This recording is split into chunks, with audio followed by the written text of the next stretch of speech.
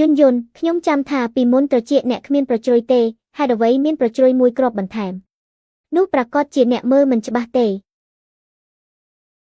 ថ្ងៃនេះអ្នកក៏មិនបានពាក់ក្រវិលពេជ្រដែលយាយអ្នកឲ្យដែរ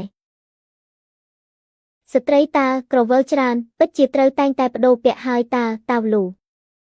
អ្នកបន្លំខ្លួនជាចាំងយិនទៀតហើយ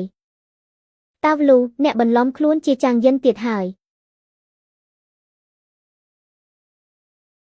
ប្តីបងប្រុសសៀវប៉ីអ្នកស្ដាប់ខ្ញុំពន្យល់តាវលូទោះបីអ្នកនឹងយន្តយិនមានមុខមាត់ដូចគ្នាបេះបិទលើខ្លួនអ្នកក៏អាចបញ្ចេញក្លិនអសោះដូចលើខ្លួននាងដែរប៉ុន្តែមិនមែន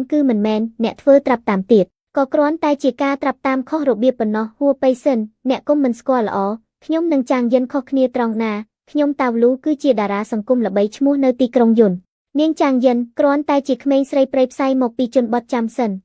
ហេតុអ្វីអ្នកដឹងថាយន្តយិនថ្ងៃនេះមករកខ្ញុំអ្នកមកហើយនាងនៅឯណាខ្ញុំមិនដឹងទេនាងនិយាយថានាងគ្មានអារម្មណ៍ចំពោះអ្នកប៉ុន្តែមិនចង់ឲ្យទ្រព្យល្អហូរទៅខាងក្រៅដូច្នេះខ្ញុំក៏មកជំនួសនាងតាវលូអ្នកបន្លំខ្លួនជាយន្តយិនបោកប្រាស់មនុស្សលេងបានប៉ុន្តែបើអ្នកហ៊ានធ្វើបាបនាងសំបីតែបន្តិចខ្ញុំមិនខ្វល់នឹងប្រើដៃវាយស្ត្រីទេ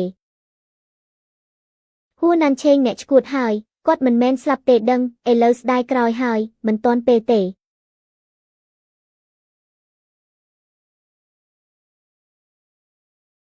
យើងបាននិយាយគ្នាហើយថាត្រូវទុកហួបៃសិនចាំងយិនខ្ញុំឲ្យគេនាំទៅបាត់ហើយអ្នកចង់ក្បត់ពាក្យមែនទេខ្ញុំហួរណាន់ឆេងនិយាយពាក្យពេលណាដែលរក្សាបានឡើងទុកចោលរបស់អញនេះហើយកុំគិតថាអាចចេញពីទីនេះបាន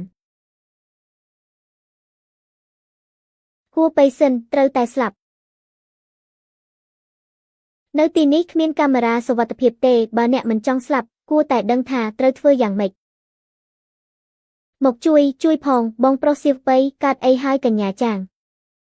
បងប្រុសសៀវប៉ីដើម្បីជួយខ្ញុំរើសក្រវិលធ្លាក់ចុះទៅក្រោមហើយមកជួយផងកញ្ញាចាង